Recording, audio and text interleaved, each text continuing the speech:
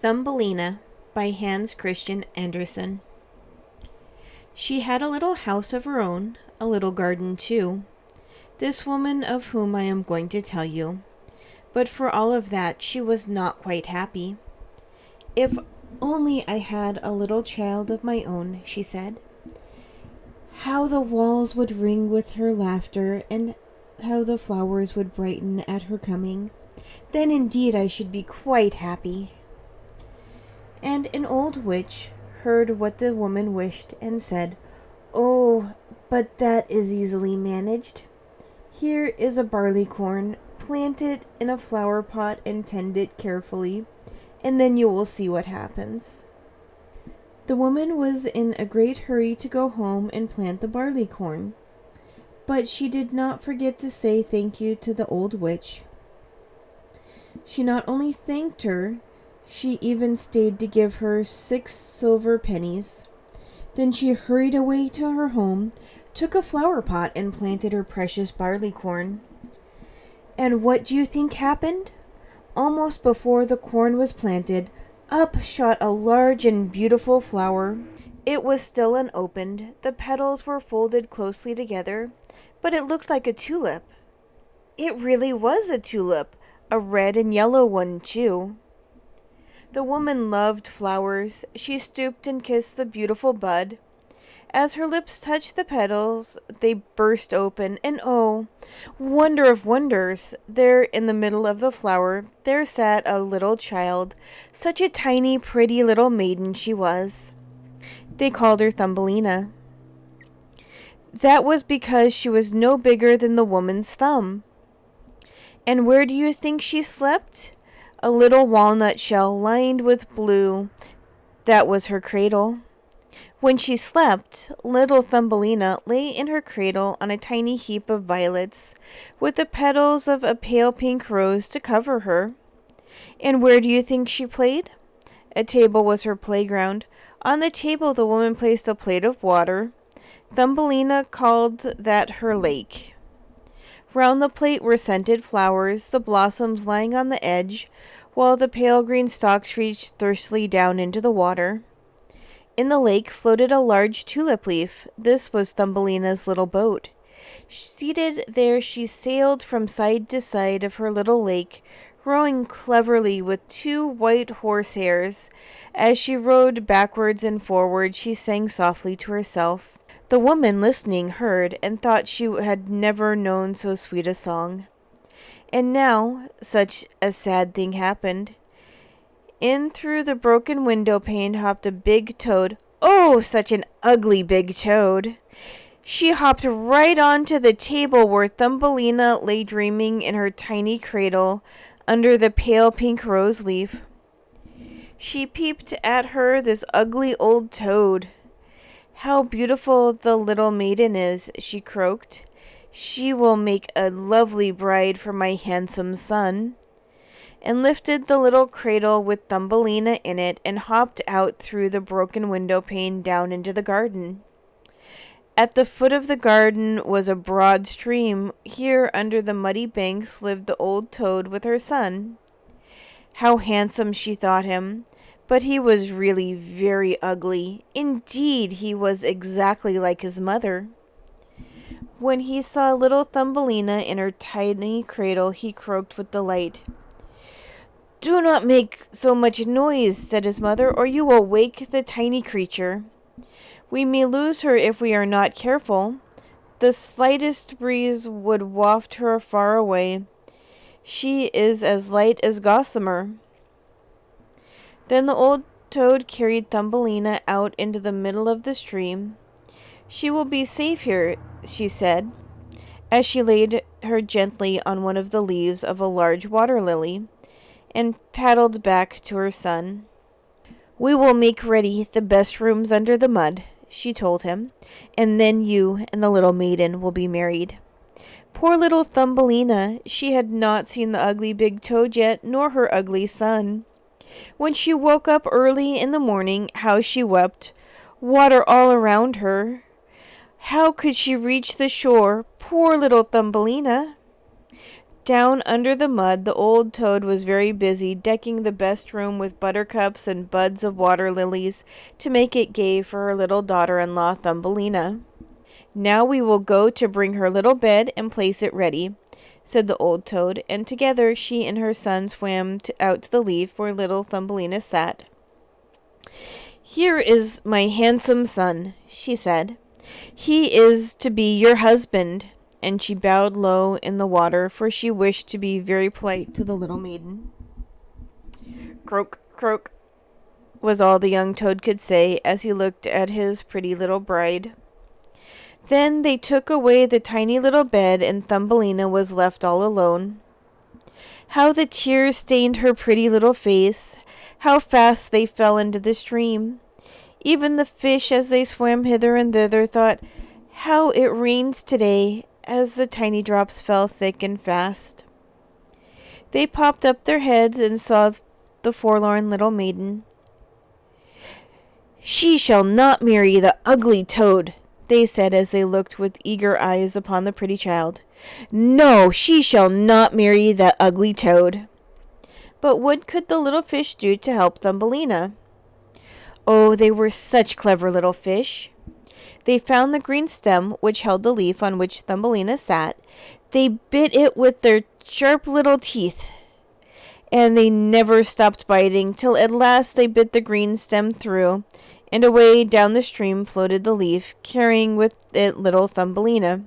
"Free, free," she sang, and her voice tinkled as a chime of fairy bells. "Free, free," she sang merrily as she floated down the stream, away far out of reach of the ugly old toad and her ugly son. And as she floated on, the little wild birds sang round her, and on the banks the little wild harebells bowed to her. Butterflies were flitting here and there in the sunshine. A pretty little white one fluttered onto the leaf on which sat Thumbelina. He loved the tiny maiden so well that he settled down beside her.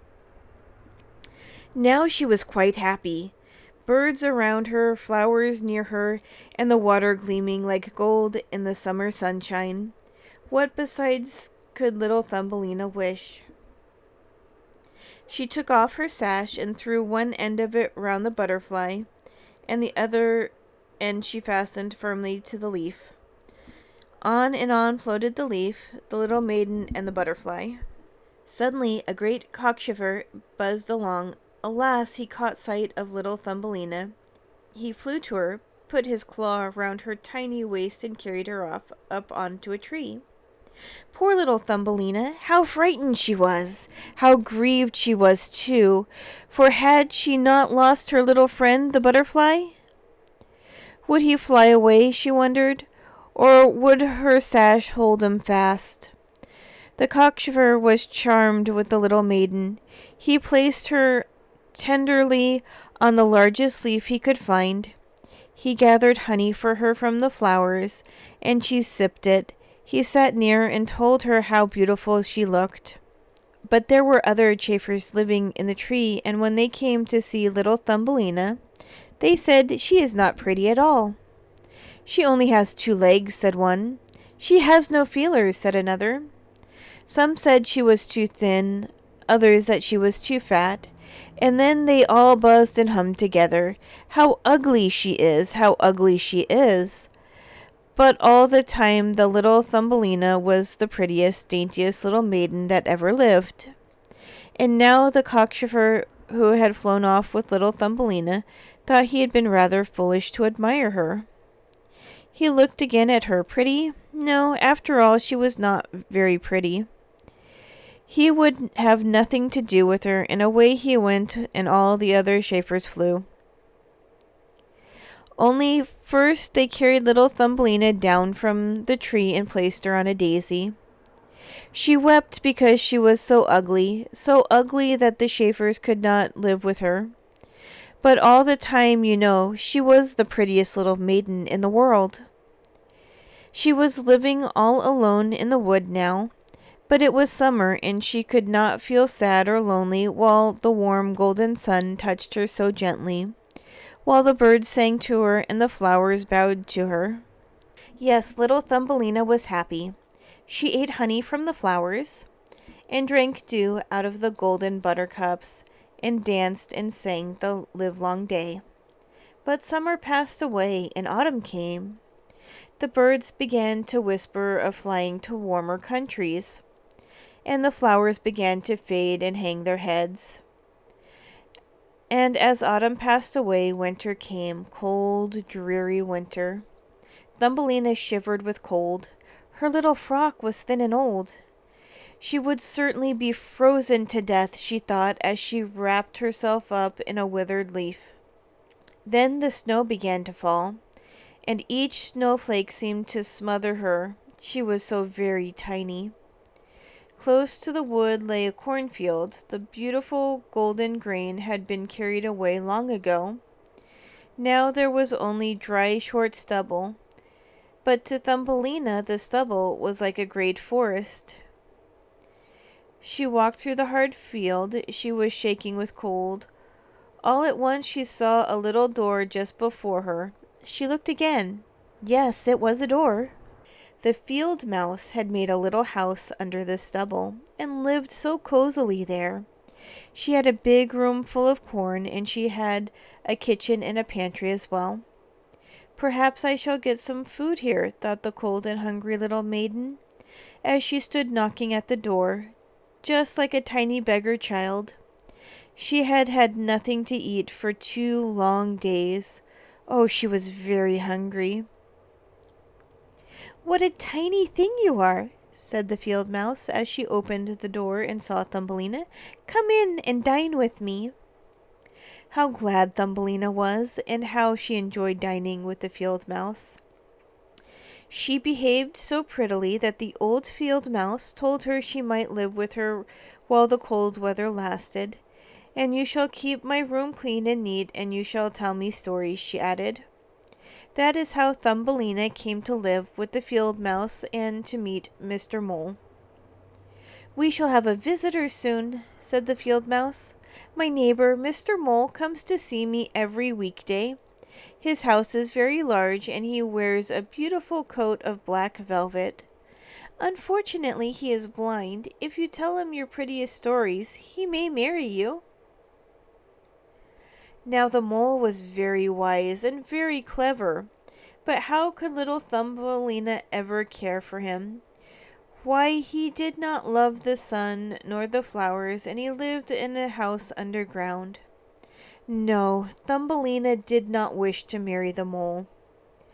However, she must sing to him when he came to visit his neighbor the field mouse. When she had sung "Ladybird, ladybird, fly away home," and "Boys and girls come out to play," the mole was charmed and thought he would like to marry the little maiden with the beautiful voice. Then he tried to be very agreeable. He invited the field mouse and Thumbelina to walk along the underground passage he had dug between their houses. Mr. Mole was very fond of digging underground. As it was dark, the mole took a piece of tinder wood in his mouth and led the way. The tinder wood shone like a torch in the dark passage. A ladybird lay in the passage, a little bird who had not flown away when the flowers faded and the cold winds blew. It was dead, the mole said. When he reached the bird, the mole stopped and pushed his nose right up through the ceiling to make a hole, through which daylight might shine. There lay the swallow, his wings pressed close to his side, his little head and legs drawn in under his feathers. He had died of cold. Poor little swallow, thought Thumbelina. All wild birds were her friends. Had they not sung to her and fluttered around her all the long, glad summer days? But the mole kicked the swallow with his short legs. "That one will sing no more," he said roughly. "It must be sad to be born a bird and to be able only to sing and fly. I am thankful none of my children will be birds," and he proudly smoothed down his velvet coat. "Yes," said the field mouse. "What can a bird do but sing? When the cold weather comes, it is useless." Thumbelina said nothing. Only when the others moved on, she stooped down and stroked the bird gently with her tiny hand and kissed its closed eyes. That night the little maiden could not sleep. I will go to see the poor swallow again, she thought. She got up out of her tiny bed. She wove a little carpet out of hay. Down the long underground passage little Thumbelina walked carrying the carpet. She reached the bird at last and spread the carpet gently round him. She fetched warm cotton and laid it over the bird. Even down on the cold earth he will be warm now, thought the gentle little maiden. Farewell, she said sadly. Farewell, little bird. Did you sing to me through the long summer days when the leaves were green and the sky was blue? Farewell, little swallow. And she stooped down to press her tiny cheek against the soft feathers. As she did so, she heard, what? Could it be? Pit-pat, pit-pat. Could the bird be alive? Little Thumbelina listened still. Yes, it was the beating of the little bird's heart that she heard. He had not been dead after all, only frozen with cold. The little carpet and the covering the little maid had brought warmed the bird. He would get well now. What a big bird he seemed to Thumbelina. She was almost afraid now, for she was so tiny. She was tiny, but she was brave. Drawing the covering more closely around the poor swallow, she brought her own little pillow that the bird's head might rest softly. Thumbelina stole out again the next night. Would the swallow look at her, she wondered? Yes, he opened his eyes and looked at little Thumbelina, who stood there with a tiny torch of tinder wood. Thanks, thanks, little Thumbelina, he tweeted feebly. Soon I shall grow strong and fly out in the bright sunshine once more. Thanks, thanks, little maiden. Oh, but it's too cold. It snows and freezes. For now it is winter, said Thumbelina. Stay here and be warm, and I will take care of you. And she brought the swallow water in a leaf. And the little bird told her all his story, how he had tried to fly to the warm countries, and how he had torn his wing on a blackthorn bush and fallen to the ground. But he could not tell her how he had come to the underground passage. All winter the swallow stayed there, and Thumbelina was often in the long passage with her little torch of tinder wood. But the mole and the field mouse did not know how Thumbelina tended and cared for the swallow. At last spring came, and the sun sent its warmth down where the swallow lay in the underground passage. Little Thumbelina opened the hole which the mole had made in the ceiling, and the sunshine streamed down on the swallow and the little girl. How the swallow longed to soar away, up and up, to be lost to sight in the blue sky. Come with me, little Thumbelina, said the swallow. Come with me to the blue skies and the green woods. But Thumbelina remembered how kind the field mouse had been to her when she was so cold and hungry, and she would not leave her. Farewell, farewell, then, little maiden, twittered the swallow as he flew out and up, up into the sunshine. Thumbelina loved the swallow dearly. Her eyes were full of tears as she watched the bird disappear, till he was only a tiny speck of black. And now sad days came to little Thumbelina. The golden corn was once more waving in the sunshine above the house of the field mouse. But Thumbelina must not go out lest she lose herself among the corn. Not go out in the bright sunshine. Oh, poor little Thumbelina. You must get your wedding clothes ready this summer, said the field mouse. You must be well provided with linen and worsted. My neighbor the mole will wish a well-dressed bride. The mole had said he wished to marry little Thumbelina before the cold winter came again. So Thumbelina sat at the spinning wheel through the long summer days, spinning and weaving, with 4 little spiders to help her. In the evening the mole came to visit her. "Summer will soon be over," he said, "and we shall be married." But oh, little Thumbelina did not wish the summer to end. Live with the dull old mole who hated the sunshine, who would not listen to the song of the birds, live underground with him. Little Thumbelina wished the summer would never end. The spinning and weaving were over now. All the wedding clothes were ready. Autumn was come. "Only 4 weeks and the wedding day will have come," said the field mouse. And little Thumbelina wept. "I will not marry the tiresome old mole," she said. "I shall bite you with my white tooth if you talk such nonsense," said the field mouse. "Among all my friends, not one of them has such a fine velvet coat as the mole. His cellars are full and his rooms are large. You ought to be glad to marry so well," she ended. Was there no escape from the underground home? Little Thumbelina wondered. The wedding day came. The mole arrived to fetch his little bride. How could she say goodbye forever to the beautiful sunshine? "Farewell, farewell," she cried, and waved her little hands towards the glorious sun. "Farewell, farewell," she cried, and threw her tiny arms around a red flower growing at her feet. "Tell the dear swallow when he comes again," she whispered to the flower. "Tell him I will never forget him." Tweet, tweet! What was that? Thumbelina heard. Tweet, tweet! Could it be the swallow? The flutter of wings was round her.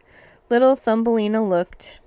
How glad she was, for there indeed was the little bird she had tended and cared for so long. She told him, weeping, she must not stay. She must marry the mole and live underground and never see the sun, the glorious sun. Come with me, little Thumbelina," twittered the swallow. "You can sit on my back and I will fly with you to warmer countries, far from the tiresome old mole. Over mountains and seas we will fly to the country where the summer never ends and the sunlight always shines." Then little Thumbelina seated herself on her dear swallow's back and put her tiny feet on his outstretched wings. She tied herself firmly with her little sash to the strongest feather of the bird, and the swallow soared high into the air, high above forests and lakes, high above the big mountains that were crusted with snow. He soared, and little Thumbelina shivered as she felt the cold air, but soon she crept under the bird's warm feathers and only pushed out her little head to see the beauty all around her. They had reached the warm countries now. The sun was more brilliant here, the flowers more radiant. On and on flew the swallow till he came to a white marble palace. Half ruined it was, and vine leaves trailed up the long slender pillars, and among the broad green leaves many a swallow had built his nest. And one of these nests belonged to Thumbelina's little swallow. "This is my home," said the bird, "but you shall live in one of these brilliant flowers, in the loveliest of them all." And little Thumbelina clapped her hands with joy. The swallow flew with her to a stately sunflower and set her carefully on one of the broad yellow petals. The swallow flew her to a stately sunflower and set her carefully on one of the broad yellow petals. But think what was her surprise! In the very heart of the flower stood a little prince, fair and transparent as crystal. On his head he wore a crown of gold, on his shoulders a pair of delicate wings, and he was small, every bit as small as Thumbelina. He was the spirit of the flower. For you know, in each flower there is a spirit, a tiny little boy or girl. But this little prince was king of all the flower spirits. The little king thought Thumbelina the loveliest maiden he had ever seen. He took off his golden crown and placed it on the tiny head of the little maid, and in a silver voice he asked, "Will you be my bride?" little Thumbelina, and reign with me over the flower spirits." How glad Thumbelina was! The little king wished to marry her. Yes, she would be his little queen. Then out of each blossom stepped tiny little children. They came to pay their homage to little Thumbelina. Each one brought her a present, and the most beautiful of all the presents was a pair of wings, delicate as gossamer. And when they were fastened on the shoulders of the little queen, she could fly from flower to flower. And the swallow sat on his nest above and sang his sweetest bridal song for the wedding of little Thumbelina.